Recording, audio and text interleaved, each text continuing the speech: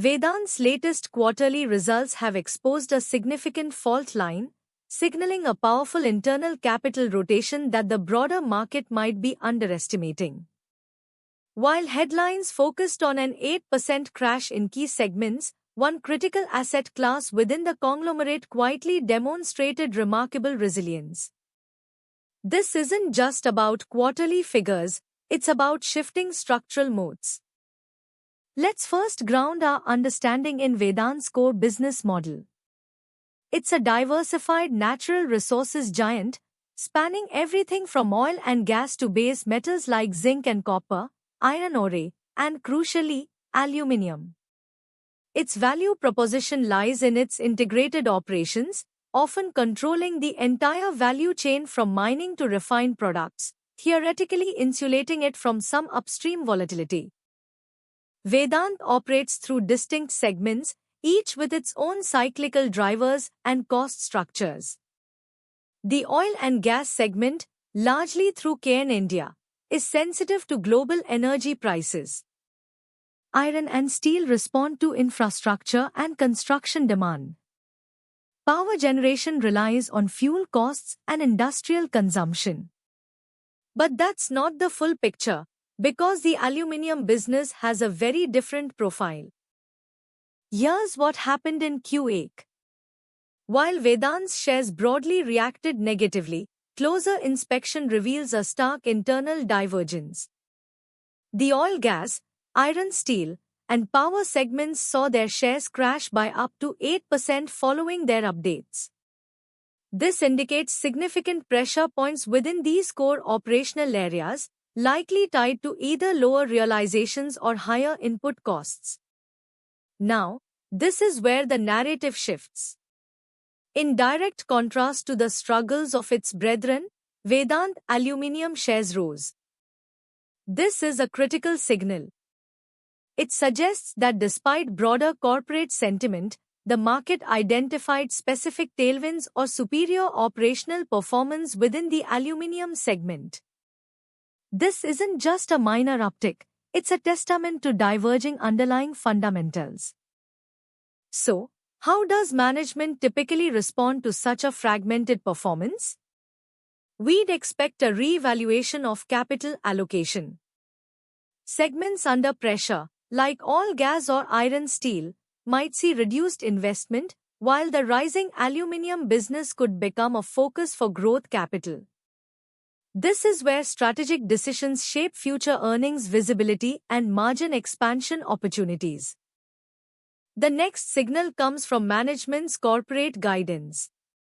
Will they lean into the strength of aluminium, perhaps accelerating expansion plans? Or will they double down on improving operational efficiencies in the struggling segments?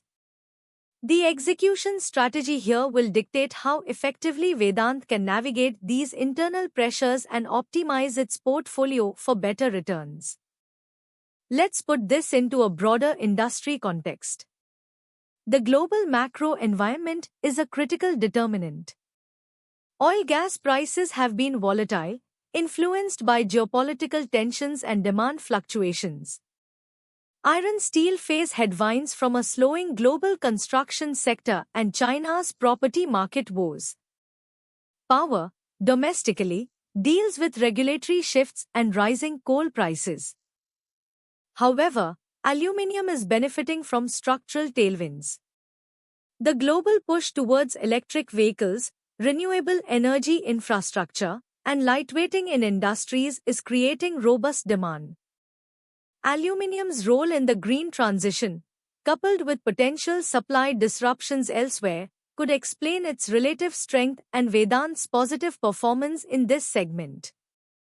Despite its integrated structure, Vedant remains highly exposed to commodity price volatility. This is a fundamental risk. A sharp downturn in aluminium prices, or a prolonged slump in oil, iron, or power demand, could quickly reverse fortunes. The inherent cyclicality of these markets means even well-run operations face external shocks that impact earnings visibility. Beyond market prices, regulatory and environmental pressures are significant. Mining operations, power generation, and oil and gas exploration are all under increasing scrutiny globally. Stricter environmental norms, higher carbon taxes, or changes in mining policies could drive up operating costs, impacting margins across various Vedant segments. This is a systemic headwind for the entire sector.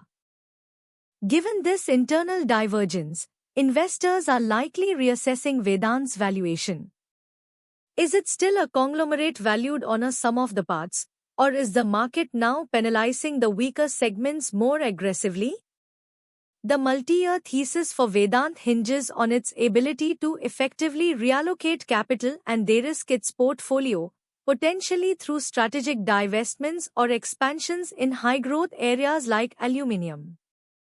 Looking ahead, the structural momentum for aluminium in the green energy transition could provide a consistent policy tailwind. Conversely, the demand recovery for iron and steel, or stabilization in oil and gas, depends heavily on a robust global economic rebound. Vedant's path forward requires a nimble approach, favoring segments with clearer long-term earnings visibility and pricing power. From a tactical perspective, this Q1 divergence places the oil gas, iron steel, and power segments into trim consideration territory for institutional portfolios seeking greater stability.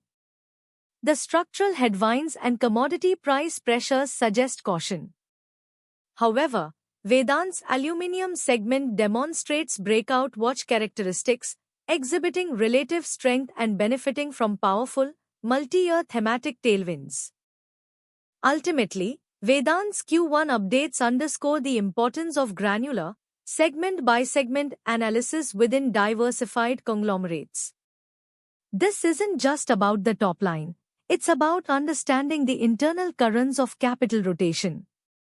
For more deep-dive institutional market intelligence and high-conviction analysis, make sure you subscribe to Sumanee News. Hit that notification bell so you don't miss our next crucial update.